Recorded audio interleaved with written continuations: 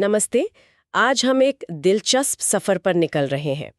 हम गोता लगाएंगे कक्षा 6 विज्ञान की किताब के अध्याय 4 में। नाम है पदार्थों को समूहों में अलग करना। जी हाँ, सुनने में शायद थोड़ा सीधा लगे पर है बड़ा मजेदार और जरूरी। बिल्कुल। जरा सोचिए ना, हमारे चारों तरफ क्या क्या नहीं है। मेज, कुर्सी, पानी का गिलास, खिलौने। हाँ, और किताबें, कपड़े, पत्थर, मिट्टी, हवा, पानी, लिस्ट तो बहुत लंबी है। और ये सब चीजें कितनी अलग अलग है।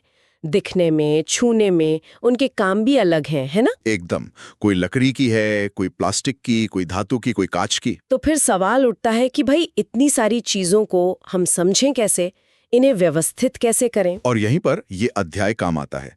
ये हमें सिखाता है कि कैसे हम चीजों को उनके गुणों, उनकी प्रॉपर्टीज के आधार पर अलग-अलग ग्रुप्स में, समूहों में बांट सकते हैं। हाँ, और ऐसा करना क्यों जरूरी है, ये भी समझने की कोशिश करेंगे।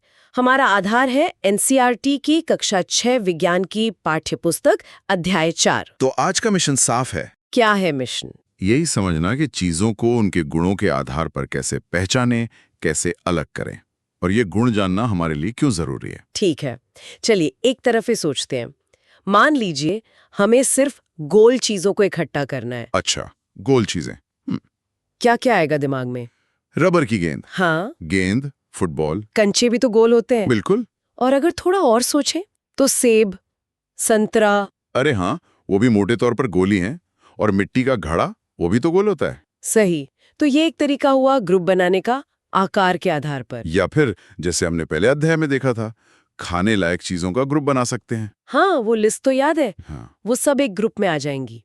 एक और उदाहरण लें, प्लास्टिक से बनी चीजें। हाँ, बाल्टी, बच्चों के खिलौने, लंच बॉक्स, पानी के पाइप, हाँ। कंघी, कितनी सारी हैं। तो मतलब साफ है, चीजों को ग्रुप में रखने के कई आधार हो सकते हैं। कभी उनका शेप, कभी वो किस चीज से बनी है। और यहीं पर पदार्थ यानी मटेरियल का आइडिया समझना जरूरी हो जाता है। अच्छा। हमारे आसपास की हर चीज, हर वस्तु, वो एक या एक से ज्यादा पदार्थों से बनी है। जैसे? जैसे कांच, लोहा, तांबा, एल्यूमिनियम जैसी धातुएं। हाँ। फिर प्लास्टिक, लकड़ी, रुई, कागज, मिट्टी, ये सब पदार्थ हैं। ओके। और एक मजेदार बात यह भी है कि एक ही चीज, एक ही वस्तु कई पदार्थों से मिलकर बन सकती है। हाँ, जैसे? जैसे पेन ही ले लीजिए, उसकी बॉडी प्लास्टिक की हो सकती है और निब या क्लिप धातु की। अच्छा, हाँ, सही कहा। और इसका उल्टा भी होता है। एक ही पदार्थ से, जैसे लकड़ी से, कितनी अलग-अलग चीजें बनती हैं। हाँ, लकड़ी से कुर्सी, मेज, दरवाजा, खिड़की। बैलगाड़ी, हल, पेंसिल तक। अरे वाह! तो फिर ये कैसे तय होता है कि कौन सी चीज किस पदार्थ से बनेगी? मान लीजिए मुझे पानी रखने के लिए कुछ बनाना है। अच्छा सवाल है। मैं उसे मिट्टी से बनाऊं, प्लास्टिक से, स्टील से या कांच से? कैसे पता चलेगा? इसका जवाब छिपा है पदार्थों के गुणों में। प्रॉपर्टीज में। हाँ, हमें ये देखना होगा कि उस पदार्थ में वो गुण हैं या नहीं जो उस चीज के काम के लिए जरूरी हैं। गुण ही बताते हैं कि कौन सा पदार्थ किस काम के लिए फिट बैठेगा। हाँ, ये तो बहुत जरूरी लगती है। जैसे कभी सोचा है कि हम पानी पीने का ग्लास कपड़े का क्यों नहीं बनाते? कपड़े का ग्लास? हाँ, हमने कपड़ों के बारे में तो पढ़ा है। अब गिलास का काम क्या है? पानी या जूस या कुछ भी तरल चीज रोकना। बिल्कुल। अब अगर कपड़े का ग्लास सिला तो क्या होगा? अरे, डालती सब नीचे से निकल जाएगा। है ना? एकदम बेकार आइडिया। तो ग्लास बनाने के लिए क्या चाहिए? कांच, प्लास्टिक, स्टील, कोई ऐसी चीज जो पानी को रोक सके। बिल्कुल। और वैसे ही खाना पकाने का बर्तन, वो हम कागज का नहीं बना सकते। जाहिर सी बात है, वो तो आंच पर जल जाएगा। तो इसका मतलब ये हुआ कि किसी भी चीज को बनाने के लिए सही पदार्थ चुनना बहुत जरूरी है। और ये चुनाव इस पर निर्भर करता है कि उस चीज का इस्तेमाल क्या है और उस पदार्थ में वो जरूरी गुण हैं या नहीं। एकदम सही पकड़ा। जैसे ग्लास के लिए पानी रोकने का गुण और खाना पकाने के बर्तन के लिए गर्मी सहने का गुण। चलिए, अब कुछ ऐसे ही मुख्य गुणों की बात करते हैं जिनके आधार पर हम पदार्थों को पहचानते हैं और अलग करते हैं। ठीक है। सबसे पहला गुण जो शायद सबसे आसानी से नजर आता है, वो है दिखावट यानी अपीयरेंस। दिखावट मतलब वो कैसा दिखता है? हाँ, पदार्थ अक्सर दिखने में एक दूसरे से बहुत अलग होते हैं।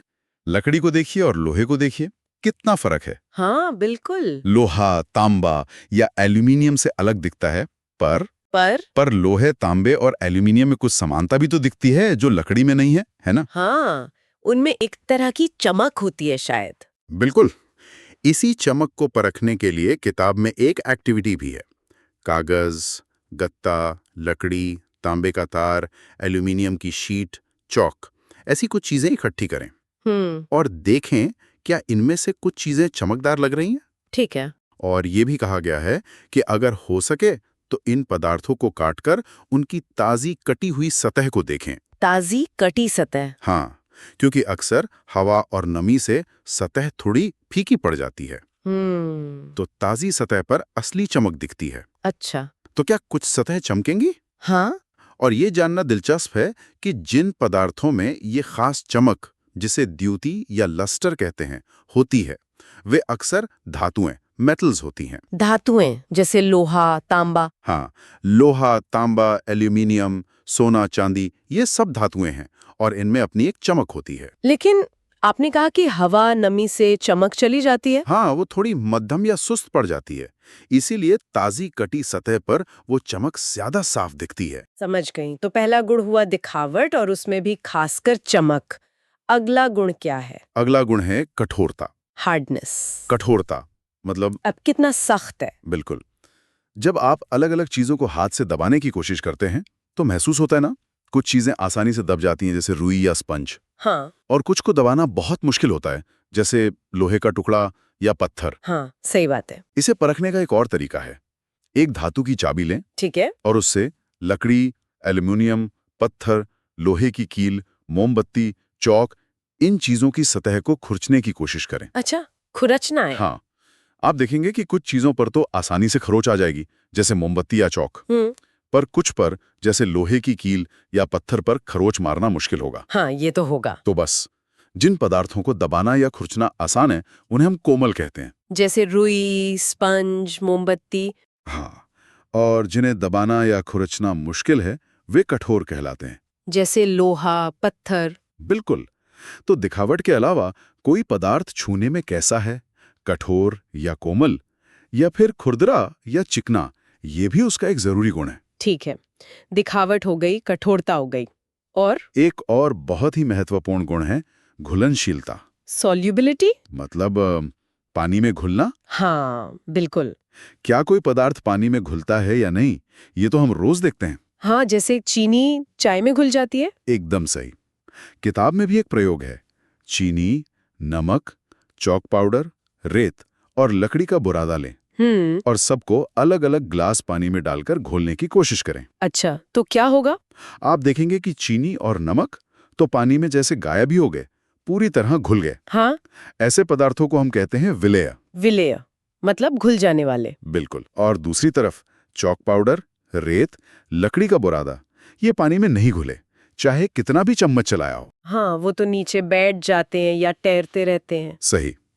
तो ऐसे पदार्थों को हम कहते हैं अविलेय, अविलेय मतलब जो न घुले। एकदम।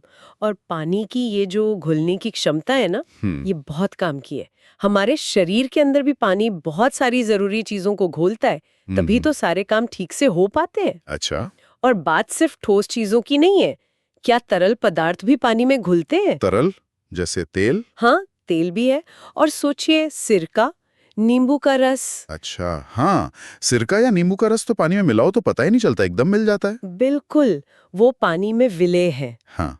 लेकिन सरसों का तेल या नारियल तेल पानी में डालकर हिलाइए, क्या होगा? वो तो ऊपर अलग परत बना लेता है। घुलता नहीं। सही। तो वो पानी में अविलेय है। और एक कदम आगे बढ़े तो गैसें। क्या वो पानी में घुलती हैं? गैसें, हवा? हाँ, जैसे हवा में ऑक्सीजन होती है, पानी में रहने वाले जानवर और पौधे कैसे सांस लेते? वो पानी से ही लेते होंगे। हाँ, क्योंकि ऑक्सीजन पानी में घुली होती है। हाँ। अगर ऑक्सीजन पानी में न घुलती तो जलीय जीवन संभव ही नहीं होता। अरे वाह, ये तो मैंने सोचा ही नहीं था। तो गैसें भी घुलती हैं? हाँ, कुछ गैसें घुलती हैं। तो घुलनशीलता भी एक बहुत जरूरी गुण है, ठोस, तरल और गैस सबके लिए। ये घुलनशीलता वाली बात चल रही थी तो मुझे एक और चीज याद आई। क्या? वो तैरना और डूबना। फ्लोटिंग और सिंकिंग। हाँ, बिल्कुल, ये भी घुलनशीलता से जुड़ा हुआ है। कैसे? देखिए, अभी हमने कहा कि जो अविलेय ठोस थे जैसे लकड़ी का बुरादा या रेत, वो घुले तो नहीं, मगर उनका हुआ क्या? लकड़ी का बुरादा तो तैर रहा था और रेत नीचे बैठ गई थी। बिल्कुल।